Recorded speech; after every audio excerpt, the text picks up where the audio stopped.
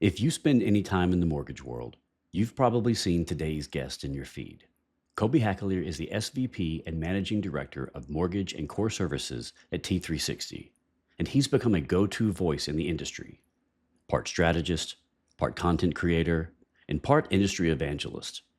People look to him not just for his takes on the market, but for how to actually navigate change, rethink old assumptions, and build something better for borrowers and lenders.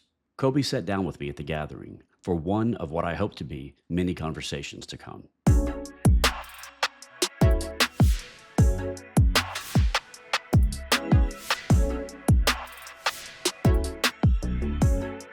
Coby, thank you for joining me. Thanks for having me, Zeb. Yes, sir. So cool. Yes.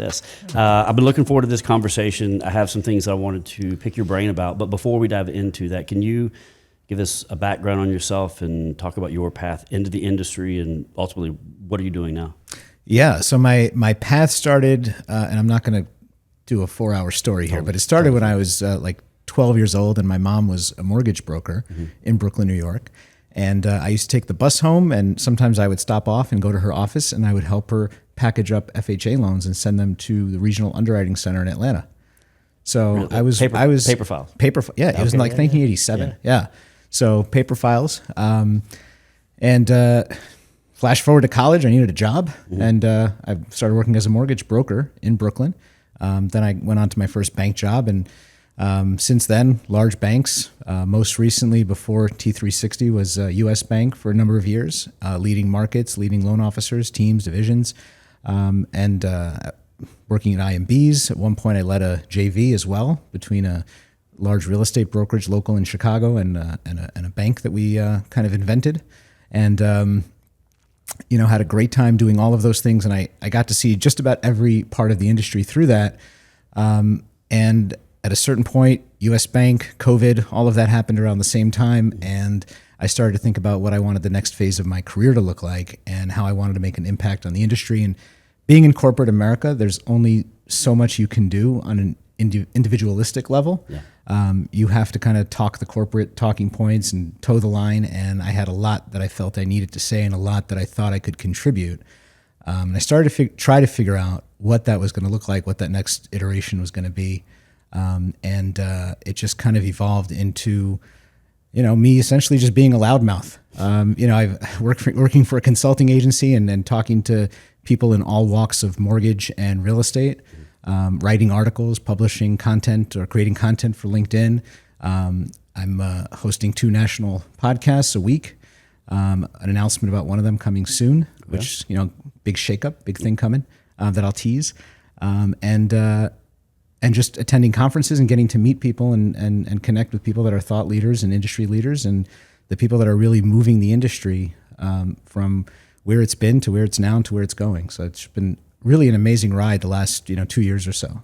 I wanted to piggyback off of that because you've become a really recognizable figure in the industry because of everything that you do, the podcasting, writing, consulting, the networking at the events. So what experiences along your path have helped shape you have a unique voice, right? Like you said, you wanted to share your opinions, you want to speak your mind.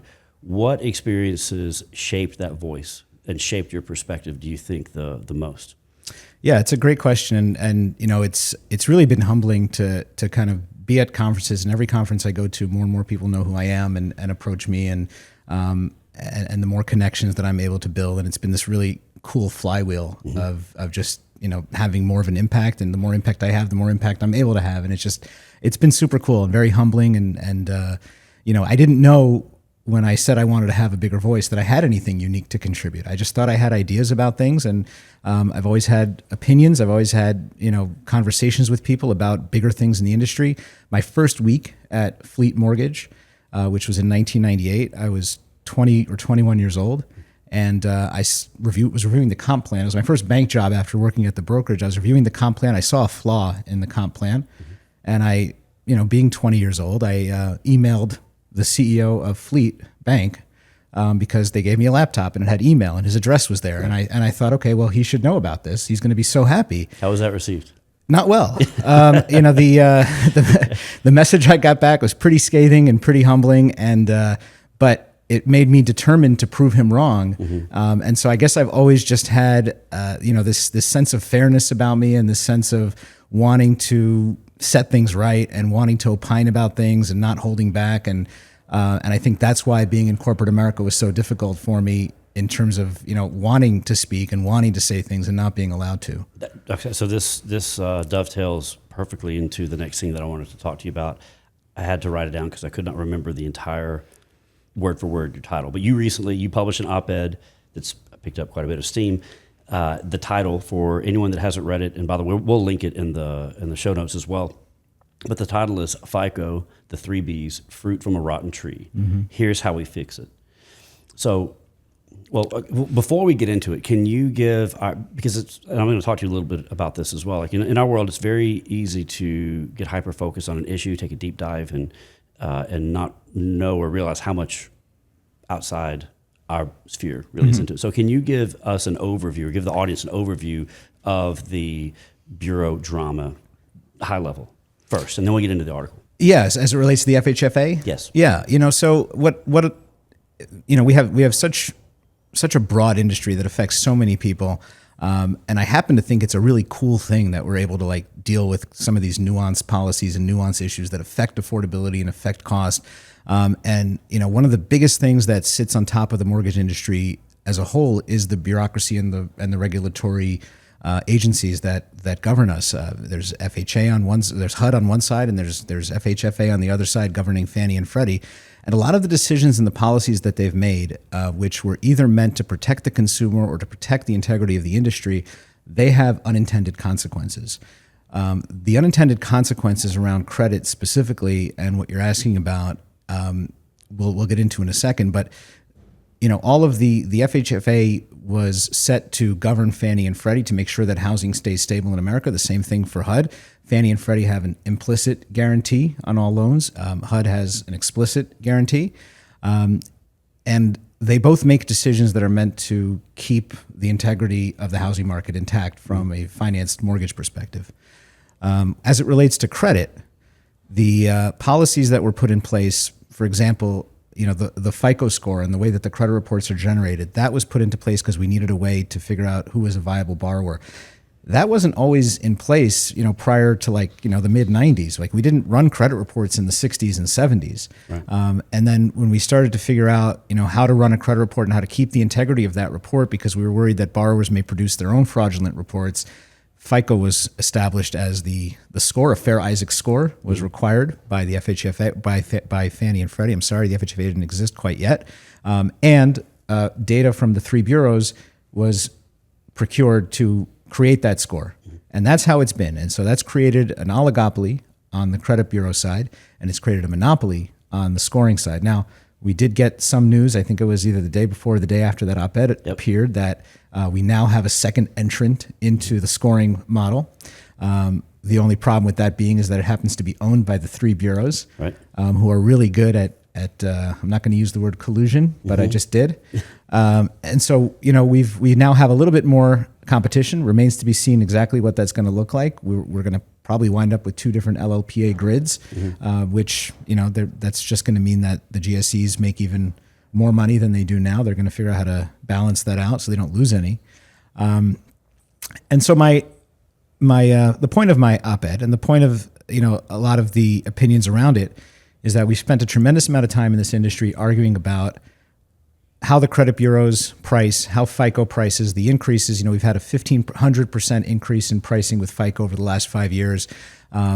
The number that the CHLA recently put out as far as what a credit report cost, and there's some factors in there that I won't get into, but they came up with a number of $540, which, if nothing is done about the issue, is going to seem like a baseline number in just a few years from now based on where it's been the last few years. So the whole argument we've had about, how do we disrupt the FICO monopoly? How do we disrupt the oligopoly? Should we pull one credit report from one bureau instead of 3? And will that start to create some competition amongst the other bureaus? Or do we stick with the system we have because we're afraid of what might happen on the other end with aggregators and the bond market and all of that? And so my idea around that because there's been a lot of pushback on the single pull, which is primarily being pushed by Bob Brooksmith in the NBA, was, all right, if the NBA wants to have one bureau that creates competition amongst three, but that doesn't work on the servicing side, why not create a panel, just like we have on the appraisers, which we did, post Great Recession, where we created this appraisal management company that have the panels, and or that have the list of appraisers and the company select a panel, where we invite other credit bureaus from other industries, and there are lots of them, to compete inside mortgage. And instead of having just 3 credit bureaus, we have 8, we have 10, we have 12, and lenders get to pick whatever 3 they want. That creates the competition, that drives the pricing down, or at least keeps it stable as we continue to fix other issues. And it keeps everybody on the other side, the servicers and the secondary market, it keeps them happy because they're used to scoring portfolios of loans with 3 scores. So that was my idea. It's gotten some support. It's gotten a little pushback, but it's a new idea. It's going to take some time. But the whole point was really to try to refocus the argument to say, hey, let's try to come up with creative solutions to innovate and move the ball forward. Because the one thing that we can't afford to do is keep the status quo. And we can't allow fear of the unknown and what's on the other side to prevent us from thinking about solutions, even if they're a little out of the box. Maybe my idea isn't the best one, but let's talk about ideas. Let's give me a better idea than that, and let's talk about that. But if we're just going to get entrenched in single pull versus bi-merge versus tri-merge, we're never going to get anywhere. And that was kind of the point. Let's think about the problem from the roots, and then let's think about solutions. In all the conversations that you're having with other people, have you heard much about? Have you heard much talk about how to interface with the borrower at the credit pull point when you're explaining, especially like credit thin borrowers? Like, is there a necessary alternate conversation to be had with them, explaining their credit now? Like, have you seen any movement on that side of the issue? Not really. I think the biggest issue that we had around credit over the last 4 or 5 years or so was around trigger leads, and I think lenders spent a lot of time trying to figure out, how do we tell customers that, hey, it's not us that is selling your data when we pull a credit report. Obviously, we don't want other competitors calling you when we pull your credit. It's the bureaus, and trying to explain to them how all of that works. I think that there's been a lot of fatigue from having those conversations to now saying, oh, by the way, here's the breakdown of what your credit score costs. Because I think a lot of people within the industry don't really understand it. If you polled 800 people out there as to the exact breakdown of FICO's pricing and the bureau's pricing, I think you get about 800 answers. Maybe not that many, but close. Sure. And so I think there's a lot of confusion. I think communicating that down to the borrower level is a challenge. I think what the borrower really wants to understand is very simply, what's my cost? What's the expectation here? Why don't I own my credit report? Right. I understand why they didn't own the credit report in the early 90s when they could have, put a typewriter and some paper and said, here's my credit report. Right. But, we're past that. That's another solution that I know the Broker Action Coalition is fully in support of, the portable credit report. I'm fully in support of that. So I think we need to be thinking much more out of the box about these things. What new questions do you think like risk managers, secondary teams should be asking right now about model performance, comparability, and like unintended consequences?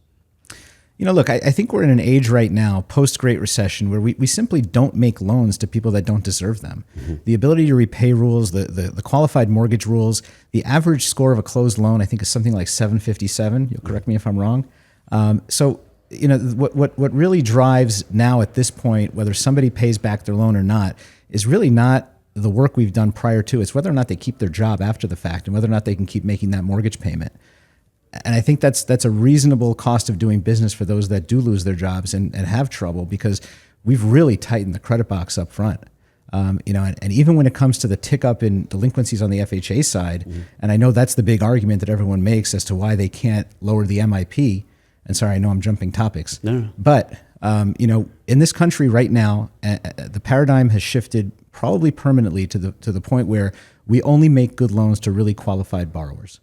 I think there's some confusion about what the down payment should be. Most of America thinks it should be that you need 20% down to buy a home. We know that's not true, right. But we do know that you need good credit and you need good credit data from the past. And now we're going to have trended credit data, which is going to be even more powerful, I think. But all it's going to do is just ensure that we continue to make loans to people who deserve to buy homes. And I think that puts us in a good spot as an industry. Yeah, I mentioned this earlier in our conversation. It is so. This topic it really is deep, and it's very, very complicated. A lot of intersecting narratives and storylines and just history. It just all ties together. And it's, like I said, it's easy to fall down this rabbit hole of information and get lost. And Such a great rabbit hole, though. Yeah, it can be. Yeah. But for the average, practitioner or just housing professional just in general, what to pay attention to this issue and know what they need to know, but let's say not fall down the rabbit hole. What levers do you think that they should be paying attention to in regards to this issue at large? What should borrowers be paying attention to? No, and housing professionals, originators. Like what should they really be looking at in the news and regulatory reform? What should they be paying attention to the most? Yeah, it's hard for me to say what they should be paying attention to the most. I can tell you that one of the mistakes I made early on in my career for the first 7 or 10 years, and I was very young when I started. I was 18, 19 years old, so youth was definitely a factor there. But the mistake that I made in the first 10 years, and I wish I hadn't made it, was I really didn't pay attention to industry news at all. Mm-hmm. I was very focused on where interest rates were, what the rate sheets that came through the fax machine looked like, what kind of new programs were available. I was a big fan of the option arm when it first came out, much to my regret as well. Yeah. And I think that, I wished I would have just kind of paid more attention to what was going on around me because, I don't think there's any one specific issue. I think it's more an awareness and just understanding, what's going on. How does the FHFA play into the decisions that are made? What is the spread between the 10-year Treasury and interest rates? How is that calculated, and what does that look like? How does labor influence, the housing market? I just had a conversation with Logan yesterday in the hall where, he brought up things that I had never paid attention to, and one of them was something that took place in 2005 when I was 8 years into the mortgage business, and I'd completely forgotten about it, or maybe wasn't even aware of it. And so my advice to originators, whether they're young or been in the business forever, is to just, read HousingWire, read a trade publication that has information about what's going on. And there's so much great journalism in our industry today covering these topics, not only covering the topics, but making them accessible and making them understandable. And the same way that the younger people, go to, YouTube and TikTok and what am I forgetting? Twitter. I don't even have a Facebook, so you got to get okay. Sorry, this is a bad conversation for us. The same way that they're going and getting information, and they're making it their business to understand things. They're getting a lot of bad information. There are sources of good information now in mortgage that did not exist when I was younger, and in my career. So I would say, pay attention to what's going on around you in general, and just be better informed, and try to communicate as much of that to our borrowers and to our customers. The biggest mistake that we can make is thinking that our borrowers are going to get good information from their research on the internet. And once they do that, all we've seen since they've been doing that is trust eroding in the loan officer. We're losing control of the narrative. We need to take that back if we're to have a future as an industry. So pay attention to what's going on in your industry and make sure you're communicating that to your referral partners and to your customers. I've got one last question for you. I want to switch it up just a little bit because you've been in the industry for a long time. Almost 30 years, yeah. Wasn't going to make an old joke, but it's okay. I'm suppressing it. So obviously 30 years, you've seen market cycles, boom, bust. You've seen a lot. Where does this market cycle fit into the patterns that you've seen in the past? How does it compare? Because I've been in the industry 15 years, but I was talking to someone about this the other day, where there's a ton of noise on the regulatory side and the news, but the market itself, and talking to originators and agents, it's like an eerie calm is the only way that I know how to describe the vibe that I'm getting from people that are out interfacing with buyers. What is your take on the current market as it relates to the previous ones that you've seen? I was at dinner last night in downtown Austin. Wonderful dinner, great people in the industry. And I put a question out, and the question I put out to the table was, what's the biggest thing you think we're going to see in mortgage in the next 12 months? Mm-hmm. Like when we're here at HousingWire next year, what are we going to be talking about? People gave some good answers. There were some answers about AI. There were some answers about regulatory issues. And one person said, well, I kind of see rates going up, for this period and then coming down. I said, well, those are the only two options. But the point is that, I see this cycle the same as I see many other cycles in that, it's part of the natural evolution. Look, we had we had a very big swing during COVID, something that was unprecedented. But then 10 years before that, we had the Great Recession, something that was unprecedented. In the 90s, we had another recession that was pretty bad.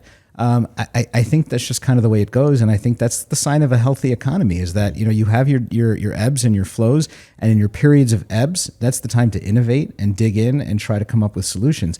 When rates drop, if rates drop, when rates drop, and we all of a sudden all get busy with refinances, I promise you there's not going to be as much talk about credit report fees, because no one's going to care. They're going to be too busy doing volume, and everybody's going to be fat and happy again. Yeah, that and two. I mean, you have to. There is always a time to separate the wheat from the chaff, because before COVID, it was like, I don't know, 8-10 years of 3 to 5 rates, and and I've not no shade on anyone in the industry. I was an originator during that time, but if you can't make a living selling mortgages when it's 3.5%, 4.5% interest rates, like you're doing something wrong. It's not rocket science. I mean, I don't see why you can't sell mortgages at 6%. That's still a good rate. I agreed. Yeah. But what I'm talking about is before the rate hike. I mean, what we've seen now over the last 2 or 3 years, I wish I could remember it but I can't off the top of my head, the number of LOs that have cycled out of the industry, and you look at their production, they're part-time LOs, or they're super low producers. I mean, the people that are actually industry professionals and they're, the cream of the crop, they're humming along. Yeah. Right?